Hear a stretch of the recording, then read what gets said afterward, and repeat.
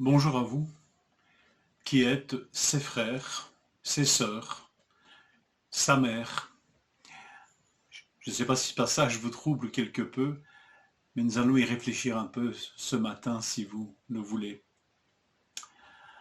Et ses proches, ayant entendu cela, sortirent pour se saisir de lui, car il disait, il est hors de sens. Et le verset 30 de notre lecture dit ceci, il disait, il a un esprit impur. Voilà deux déclarations concernant Jésus que ses disciples entendirent. Et toutes deux, en fait, ont pour but de le faire cesser d'agir et d'éloigner tous ceux qui sont autour de lui, de Jésus. Déclaration de ses proches, déclaration de ses adversaires. Alors aujourd'hui, on va réfléchir, être touché par cette notion de parenté de Jésus. Tout d'abord, la première déclaration, il disait, donc ses proches, il disait il est hors de sens. Lui, Jésus, est hors de sens.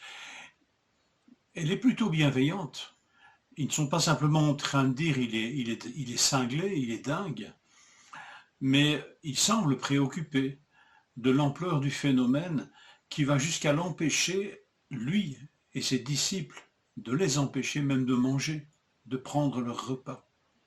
Regardez un petit peu la succession des mots dans cette partie du texte que nous lisons. Ils ne pouvaient même pas prendre leur repas. Ayant entendu cela, ses proches vinrent. Il va au-delà de ses limites. Donc il semble que cette démarche soit quand même plutôt bienveillante. Mais grosso modo, elle a quand même pour but que Jésus cesse ses activités. L'autre déclaration est clairement malveillante. Et elle tente d'expliquer ce qu'on ne peut expliquer. Mais ce qu'on ne peut nier non plus. Jésus chasse les démons. Alors en tentant d'expliquer ce qui leur est inexplicable, il profère des propos outrageants et incohérents. Voilà l'explication de ce phénomène étonnant que il chasse les démons par la puissance de Satan. Et à cette double occasion, les disciples entendent deux grandes vérités. Tout d'abord, à ceux qui sont malveillants, Jésus va dire un royaume, une famille, un individu divisé en lui-même ne peut subsister. Les divisions internes sont mortelles. Une grande vérité qui sort là. Vérité qui est rappelée de nombreuses fois aux disciples. Nous avons lu les épîtres de Paul et je crois que les appels à se méfier des diviseurs et de ceux qui causent des divisions, et cet appel est quand même fréquent. Voilà en tous les cas une exhortation positive que nous trouvons dans la première épître aux Corinthiens, chapitre 1, verset 10. Je vous exhorte, frères, par le nom de notre Seigneur Jésus-Christ, à tenir tous un même langage et à ne point avoir de division parmi vous, mais être parfaitement unis dans un même esprit et dans un même sentiment. Première vérité. La seconde, elle concerne la véritable parenté de Jésus, sa mère, ses frères, ses sœurs.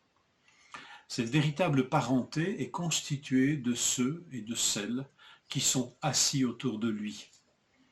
Jésus répondit, « Qui est ma mère et qui sont mes frères ?» Puis, promenant les regards sur ceux qui étaient assis autour de lui, il dit, « Voici ma mère et mes frères. » Ceux qui sont autour du Fils sont ceux et celles qui font la volonté de Dieu. Ils sont ses frères, ses sœurs, sa mère. Écoutez bien ceci, de parole de notre Seigneur dans l'évangile de Jean, chapitre 6, verset 40.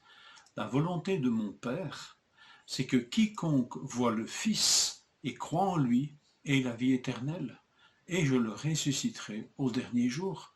Voilà la volonté du Père, la volonté de Dieu.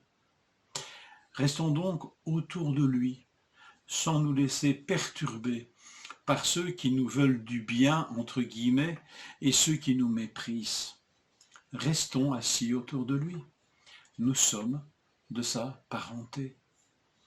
Que le Seigneur nous touche par cette parole. Nous sommes ses frères, ses sœurs, sa mère, nous sommes sa parenté. Bonne journée.